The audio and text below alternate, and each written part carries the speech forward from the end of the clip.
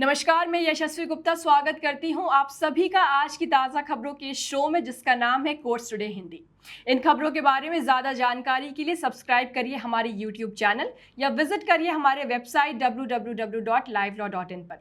Live law Hindi पर आपको सारी ताज़ा अपडेट्स मिल जाएंगी। चलिए अब बढ़ते हैं आज की खबरों की ओर। सुप्रीम कोर्ट ने पंजाब और हरियाणा हाई कोर्ट के एक फैसले को रद्द कर दिया, जिसमें कहा गया था कि पत्नी की फोन पर बातचीत को बिना उसकी जानकारी के रिकॉर्ड करना उसके निजता के अधिकार यानी राइट टू प्राइवेसी का उल्लंघन है और ऐसे सबूत को फैमिली कोर्ट में साक्ष्य के रूप में स्वीकार नहीं किया जा सकता। जस्टिस बीवी नागरत्ना और जस्टिस सतीश चंद्र शर्मा की खंडपीठ ने स्पष्ट किया कि पति पत्नी की गुप्त रूप से रिकॉर्ड की गई बातचीत वैवाहिक विवादों में साक्ष्य के रूप में स्वीकार्य हो सकती है। ये मामला पंजाब और हरियाणा हाई कोर्ट के एक फैसले के खिलाफ दाखिल विशेष अनुमति याचिका से जुड़ा था। हाई कोर्ट ने माना था कि पत्नी की फोन कॉल को बिना उसकी सहमति के रिकॉर्ड करना उसके मौलिक अधिकार यानी उसकी प्राइवेसी का उल्लंघन है और इसे फैमिली कोर्ट में सबूत के रूप में नहीं माना जा सकता। मामले में सुप्रीम कोर्ट ने भारतीय साक्ष्य अधिनियम की धारा 122 के तहत कहा कि पति पत्नी के बीच की बातचीत गोपनीय मानी जाती है, लेकिन तलाक जैसे मामलों में ये अपवाद के दायरे में आती है और निष्पक्ष सुनवाई के अधिकार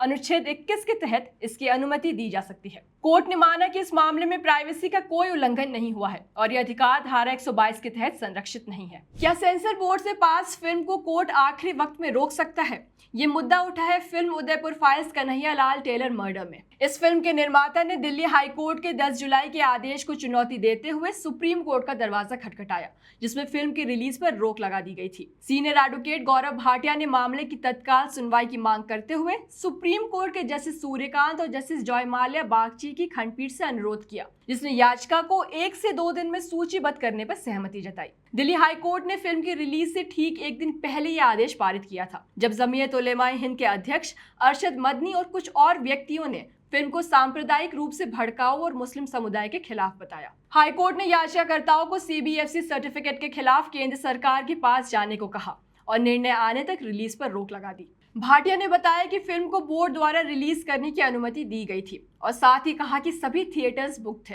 और एडवांस टिकट बुकिंग हो चुकी थी।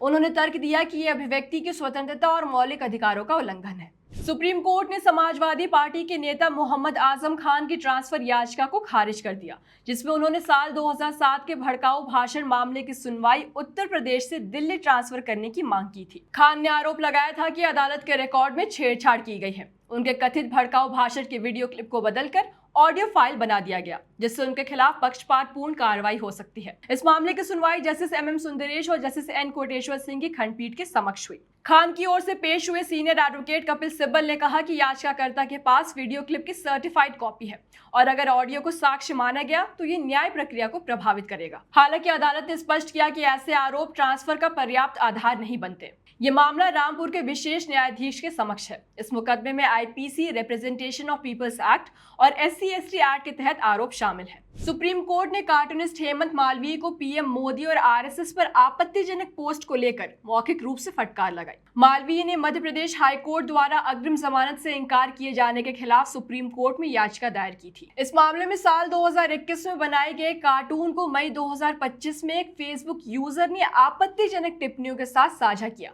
जिसे मालवीय ने दोबारा पोस्ट कर समर्थन जताया। इसके बाद उनके खिलाफ FIR दर्ज हुई। फिलहाल इस मामले में कोर्ट में मालवीय की वकील वृंदा ग्रोवर ने कहा कि पोस्ट हटा दी जाएगी और मालवीय टिप्पणियों का समर्थन नहीं करते।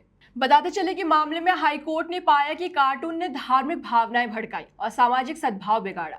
FIR में IT एक्ट और BNSS की कई धाराएं लगाई गईं। सुप्रीम कोर्ट ने अंतरिम सुरक्षा पर विचार करते हुए मामले की सुनवाई कल के लिए स्थगित कर दी।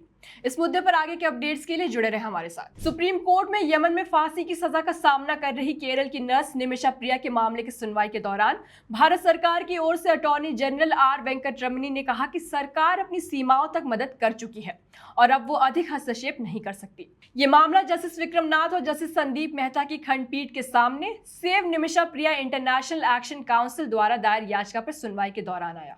कोर्ट को बताया गया कि प्रिया के परिवार और समर्थक शरीयत कानून के तहत क्षमा पाने के लिए ब्लड मनी को लेकर पीड़ित के परिवार के साथ बातचीत कर रहे हैं। शरीयत कानून के तहत ब्लड मनी का मतलब होता है कि गंभीर अपराधों जैसे हत्या के मामलों में आरोपी पीड़ित के परिवार को मुआवजे के रूप में पैसा देता है। इस मामले में अटॉर्नी जनरल ने बताया कि यमन के साथ भारत के कूटनीतिक संबंधों की संवेदनशीलता को देखते हुए ये किसी सामान्य देश जैसा मामला नहीं है। उन्होंने ये भी कहा कि सरकार निजी स्तर पर भरपूर प्रयास कर रही है, लेकिन सरकार ज्यादा कुछ नहीं कर सकती। जैसे संदीप मेहता ने कहा कि ये मामला बेहद संवेदनशील और दुखद है, लेकिन चूंकि सरकार ने अपनी सीमाएं स्पष्ट की, कोर्ट ने मामले को शुक्रवार तक के लिए स्थगित कर दिया और सरकार से ताज़ा स्टेटस रिपोर्ट मांगी। अगर आपको ये वीडियो पसंद आई हो तो इसे लाइक और शेयर करना ना भूलें। मिलती हूँ कल फिर आपसे अगले जरूरी लीगल अपडेट्स के साथ। Thank you.